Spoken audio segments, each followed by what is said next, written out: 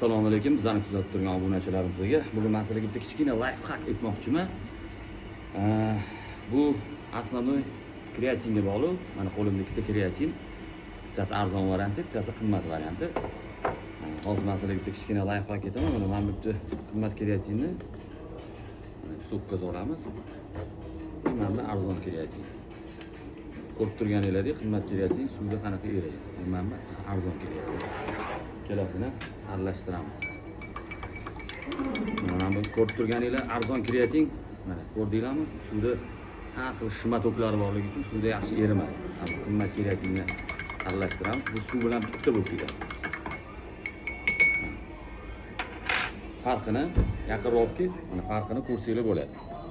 Mana bu chap qo'limda bu qimmat kreatin bir past erib suv bilan sok bilan birlashib ketdi. Mana bu 10 tomondagi arzon kreatin quyqa bo'lib qoldi. Hozirgi paytda do'konlarda sotilayotgan har xil skitkali 150 ming, 160 minglik anaqa tufta kreatinlarni olmanglar.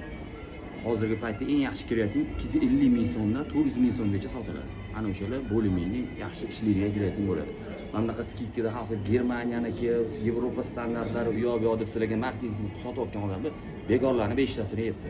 Sizlar prosta olasizlar, pulinglar havoga uchgani qoladi. Agar life hackimiz foydali bo'lgan bo'lsa, podelиться qilib qo'yasizlar. Rahmat hammaga.